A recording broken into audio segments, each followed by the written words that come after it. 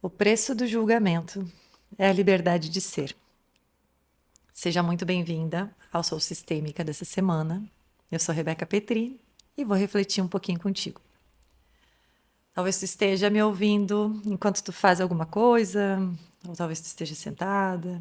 Independente do que tu está fazendo, eu gostaria que tu te permitisse tempo para respirar profundo agora. Relaxa os ombros, relaxa qualquer peso que possa estar aparecendo por aí. Tenta permitir que a reflexão de hoje te atravesse para além do mental.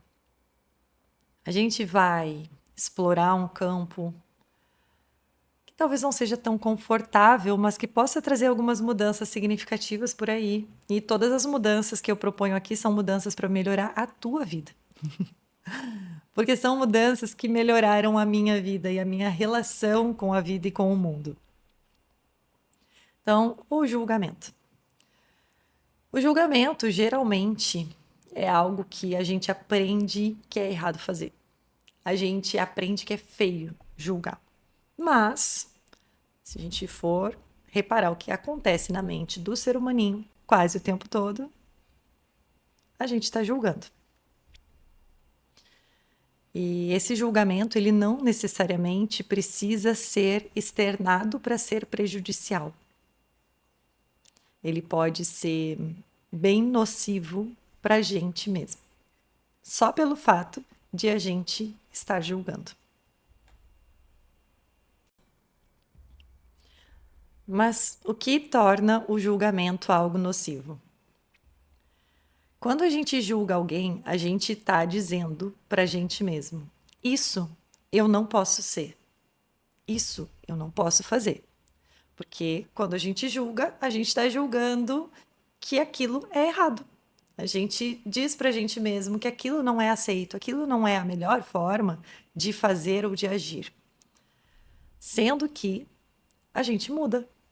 E aquilo que hoje a gente considera certo ou errado, com a nossa experiência de vida, talvez venha a mudar. E eu falo isso porque ao longo da vida eu mudei. E nos últimos tempos, o último ano, ele foi tão intenso que eu mudei muito. Inclusive mudei o cabelo. Vai ser o papo de hoje também, esse corte novo de cabelo.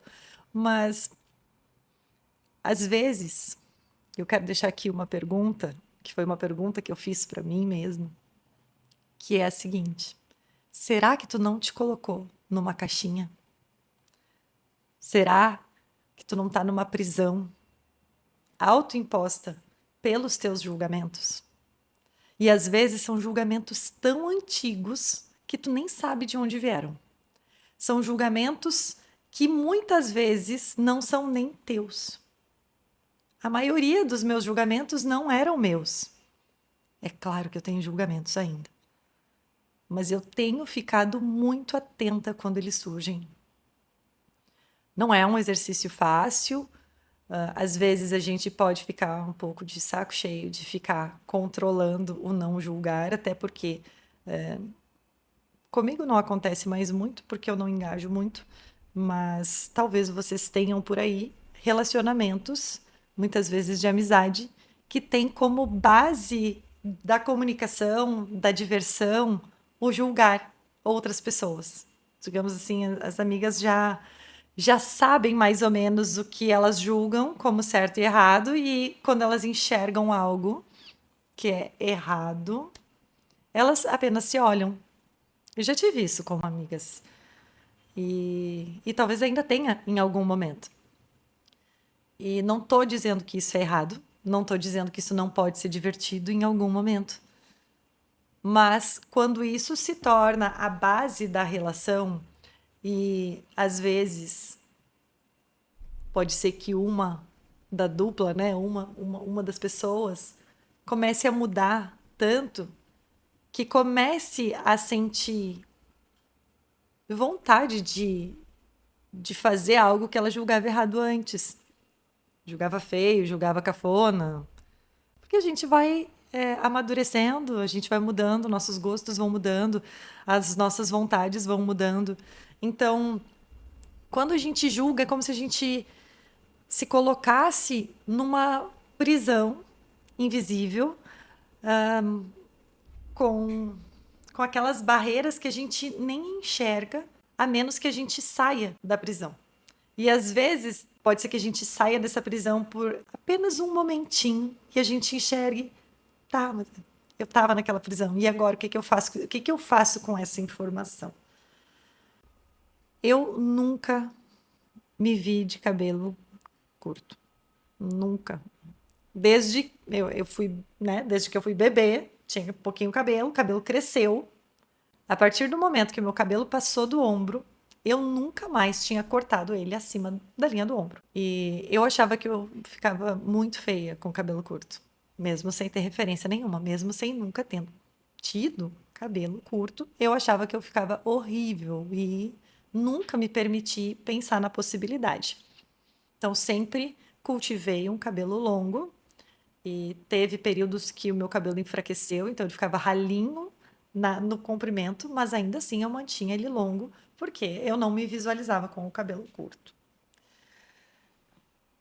E, e era um padrão meu. Eu não achava cabelo curto feio, mas eu achava que em mim não ia ficar bem. E eu não preferia também, eu sempre achei mais bonito quando eu via mulheres com cabelo longo, cabelão, assim, achava muito bonito.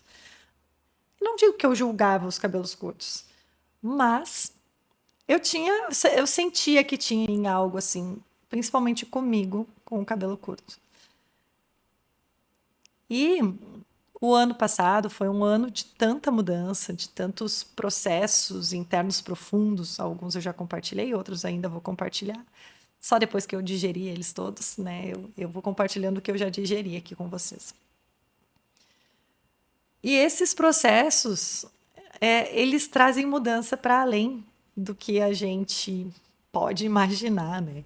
E eu comecei a me aventurar pela imaginação de como seria o meu cabelo mais curto.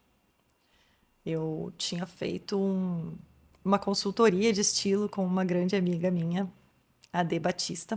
Recomendo muito o trabalho dela, é muito bonito, porque é um trabalho bem para além da estética. É um trabalho que tem tudo a ver com o que eu faço também, que é de autoconhecimento. Então, foi muito legal, porque no trabalho dela, ela fez simulação de cortes de cabelo para mim. E eu não pedi para ela simular o cabelo curto, mas ela simulou mesmo assim. E ficou legal. E eu comecei a olhar para aquela simulação e não achei horrível. Mas eu achava que era só a simulação. Achava, na realidade, não vai ficar bom. E eu acabei me esquecendo disso. Depois já faz quase um ano, eu acho, que ela fez a simulação. E só que de vez em quando eu fazia assim, ó, no espelho. Eu tirava assim, pensava, como é que será que ficaria? E em tom de brincadeira e tal. Mas essas brincadeiras começaram a ficar mais frequentes. Eu me olhava no espelho e daí quando eu via aquele cabelo deitado assim no ombro, parecia que aquilo estava sobrando e começou a me incomodar. Só que a minha cabeleireira é minha tia, já há uns 15 anos. E antes da minha tia era a minha mãe, quando a minha mãe teve salão de beleza. E a minha cabeleireira, ela sabe que desde criança eu nunca quis ter cabelo curto. Então, quando eu comecei a falar para ela, tia, eu tô pensando em cortar mais o cabelo. Por um tempo eu tive cabelo liso, tudo assim, porque eu queria ser mais arrumada, mais apresentável. E eu, dando aula de yoga, eu ficava muitas horas com o cabelo preso. E o cabelo cacheado, quando ele fica preso, se ele tem cabelinho novo, ele fica assim, né? Parecendo o Einstein, naquela foto épica dele, né? Então, a minha tia, ela me conhecia, me conhece muito bem. Então, quando eu falei para ela assim, ah, tia, tô pensando em cortar o cabelo mais curto, ela cortava o que ela achava que eu ia gostar, tipo, sempre mantendo numa zona de conforto, assim, né? Um pouquinho abaixo do ombro. Ela nunca cortou mesmo. E mesmo eu sentindo que não era bem esse o corte, eu queria que lá dentro de mim eu queria um corte um pouquinho mais curto, eu não tinha coragem de falar, de me posicionar. Ah, não, tia, um pouco mais. Mais curto, pode cortar acima do ombro. Eu não conseguia dizer isso porque eu tinha medo dessa decisão e de não ficar bom. Então, eu fui as 2 últimas vezes que eu fui lá, eu já tinha vontade de cortar mais curto, mas eu não tinha coragem de assumir o quanto. Eu não tinha coragem de assumir a mudança que eu estava vivendo por completo. Aí o tempo passou, eu acho que a última vez que eu fui lá para ela cortar foi final de outubro. E daí ela cortou um pouquinho abaixo do ombro e tal, e tudo certo. Né? Eu achava, não é isso mesmo que eu quero, tanto que eu dizia isso aí, tia maravilhosa, ficou ótimo. E segui vivendo, mas sempre com aquilo, né? Até fazendo os testezinhos na frente do espelho. Ai, se ficasse assim, né? Até que semana passada eu sonhei. Eu sonhei que eu tinha baixado assim minha cabeça, peguei uma tesoura e cortei o cabelo. Cortei e quando eu levantei, era como se eu tivesse reconhecido uma pessoa que eu sabia quem era e que estava presa em algum lugar. Era como se eu tivesse autorizado essa versão minha a existir. Era como se eu tivesse cortado uma parte minha que não tem mais vida, que não tem mais propósito, que não existe mais, mas que eu estava carregando ainda por medo de sentir falta, por medo de que a nova versão não desse conta. Não sei exatamente o que que era, mas eu lembro que esse sonho ele veio com um sentimento e com, assim, não sei se para vocês acontece isso, mas é como se dentro do sonho eu já entendesse tudo, refletisse e as coisas acontecessem. E acordei e esse sonho ficou me acompanhando muitos dias. Conversei com a minha mãe, contei para ela o sonho e, e a minha mãe é terapeuta também, né? Então a gente tenta não terapeutizar tudo que acontece com a gente, né? Mas ela disse: olha, se tu quiser, eu corto. Mas pode ser apenas simbólico também, né? Pode só ter no sonho ter deixado ir já essa parte, não necessariamente precisa do corte. Eu disse, não, mas eu acho que eu quero cortar. Mas assim, percebam que eu falei, eu acho que eu quero cortar. Eu não falei, eu quero, corta, pega agora a tesoura. Não, eu falei, acho que eu quero e tal, num momento que ela não tinha tesoura na mão. Né? A gente estava num ambiente que não tinha como a ação imediata acontecer. Então, eu estava bem corajosa ali. E depois, passou uns dias, e eu estava na casa dela, e ela disse assim, tá, e aí, tu vai querer cortar o cabelo ou não? E ali ela tinha a tesoura. Se eu quisesse, se eu dissesse que sim, ela ia cortar. Eu disse, tá, vamos. E daí me deu um pouco de nervosismo, mas me deu uma empolgação também. E quando ela cortou o cabelo e eu me olhei no espelho, foi a mesma sensação que eu tive no sonho. Foi assim, ah, ufa, consegui. Eu consegui fazer o que eu queria fazer e que eu não conseguia me posicionar. É isso que eu quero fazer. Porque é tão difícil, gente. Porque é tão difícil. Tem tantas coisas, talvez, né? Essa foi uma das prisões que eu detectei e que eu consegui abrir a portinha da gaiola e sair. Mas quantas outras existem e eu não consigo enxergar ainda porque eu estou dentro dela. Como eu falei antes, a gente só consegue ver a gaiola quando a gente sai da gaiola e olha para a gaiola. De dentro da gaiola, às vezes as paredes são invisíveis, sabe? Se a gente olha entre as gradezinhas, parece que não tem gaiola nenhuma. A gente está ali, está vivendo. O julgamento, gente, mantém as nossas partes presas. Quantas versões tuas talvez estão esperando um gesto simples, mas simbólico, simplesmente para emergir, para respirar, para sentir que está autorizado a existir. Quando esse julgamento cai, quando a gente se dá conta que o julgamento está fazendo mais mal para a gente do que para qualquer outra pessoa, a gente para de achar que a gente não pode julgar porque é feio, como sendo mais uma coisa que a gente tem que colocar na lista do fazer ou não fazer, né? Do tem que, eu tenho que ser uma pessoa que não julga. Não, não é isso, mas tu percebe o quanto o julgamento te limita? Percebe o quanto ele te trava? E quando ele ele cai, quando a gente não engaja mais com ele, a gente dá liberdade e espaço para as pessoas serem livres, para serem quem são, para elas decidirem coisas diferentes de tudo que a gente imaginaria que a gente faria. Às vezes elas nos inspiram sendo diferentes de nós. Se a gente imagina alguém tão livre, que ela dança sozinha numa praça, e a gente julga ela por dançar sozinha numa praça, a gente nunca vai se permitir dançar quando a gente estiver com vontade de dançar. A menos que seja num lugar reservado, que ninguém olhe, que a gente não pense que alguém vai passar e vai julgar. E acredito que tem momentos de alegria onde essa liberdade de fazer o que quer, mesmo sendo ridículo, ou mesmo correndo o risco de ser julgado, isso não tem preço. Dei um exemplo aqui de alguém dançando num lugar público. Ai, mas tem tanta gente que deixa de fazer as coisas pelo julgamento do outro, que diz, ai, que vergonha. Mais uma história minha aqui que eu lembrei agora, uma coisa que eu não faço até hoje, mas que essa minha nova versão vai tentar fazer, é correr. Por quê? Eu permiti, ao longo desses... Meu irmão vai fazer 30 anos, gente. E ele, querido, se estiver escutando, beijo pra ti, maninho. Mas quando ele estava lá no auge da sua sabedoria, aos 14 anos, eu e ele decidimos sair para correr. E eu não tinha técnica para correr, nem ele.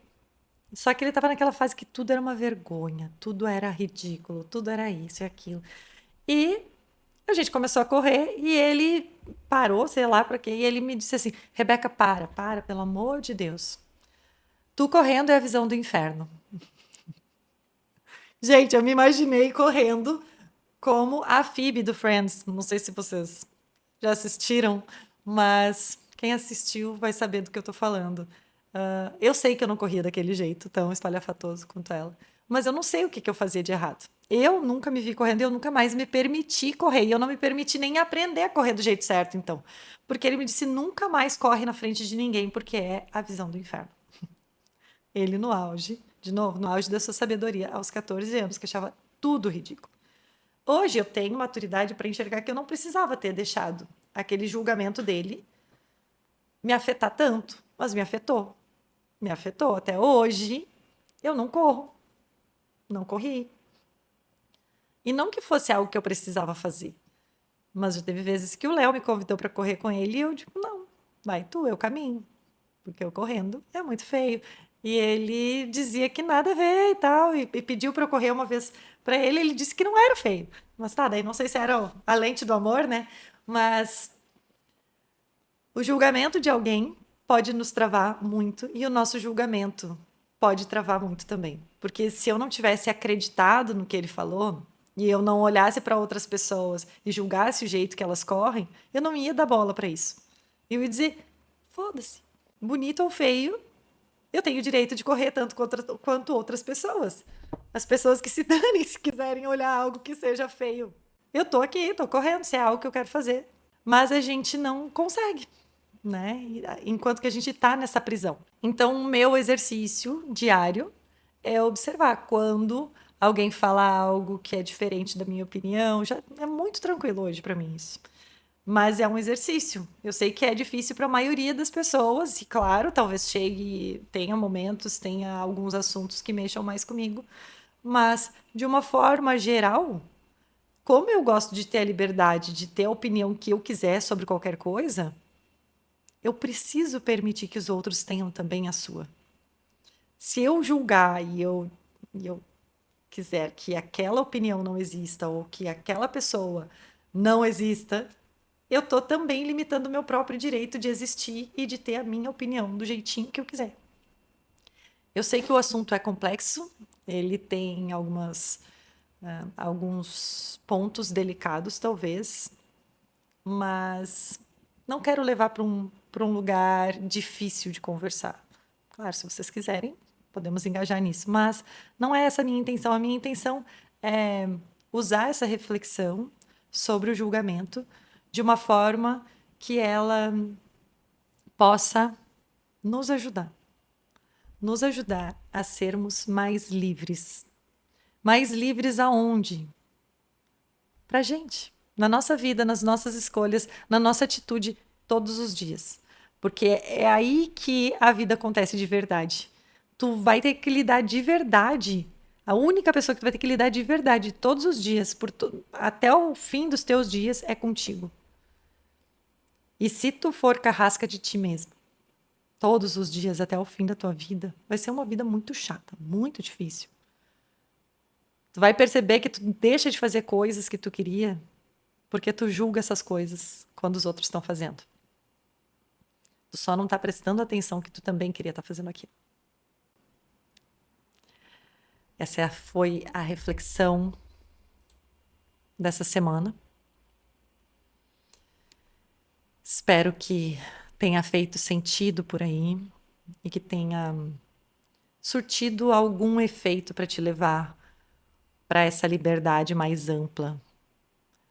Se tu ainda tiver em alguma gaiola, em alguma prisão, que ela seja bem espaçosa, que cada vez mais tu consiga de vez em quando sair dela para enxergar que ela existe. A gente vai de vez em quando esbarrando em uma das gradezinhas e a gente vê, ai, não tá confortável estar aqui. Quero mudar. E daí te permite mudar. Talvez hoje não seja sobre cortar cabelo, seja sobre cortar uma crença tua, um rótulo, um julgamento antigo que tu tinha. O julgamento da tua mãe, o julgamento do teu pai, o julgamento de alguém que tu respeita a opinião, mas que tu hoje percebe que aquele julgamento não é teu e que ele te limita.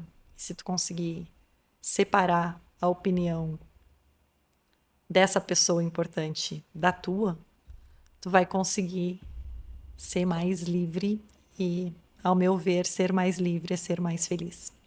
E aí tu vai permitir que a mulher que tu já é possa existir fora da gaiola. Expressar mais a tua verdade. E eu fecho dizendo que a liberdade ela não é a ausência do medo. É não deixar que o medo decida por ti. Se algo do que foi dito nesse episódio fizer sentido para ti, tu quiser compartilhar, tira um printzinho, compartilha o episódio talvez nos teus stories, me marca, eu vou adorar saber que tu tá acompanhando, que tu tá refletindo comigo, coloca talvez a frase que mais te impactou ou a reflexão que surgiu em ti a partir das minhas reflexões. Eu acho que esse movimento que a gente está fazendo de refletir juntas pode ser um movimento muito profundo. Não se esquece daqueles detalhes básicos também. Segue o canal, curte, comenta, compartilha, aquela coisa toda que ajuda essa pessoa que está aqui refletindo com vocês, se expondo de várias formas, a saber que tem algo bom acontecendo do lado de lá da tela, porque nesse momento eu estou aqui conversando com uma tela, mas quando eu vejo vocês interagindo sobre o que eu trouxe, eu sei que eu não estou falando sozinha, eu estou falando com vocês. Até o próximo episódio.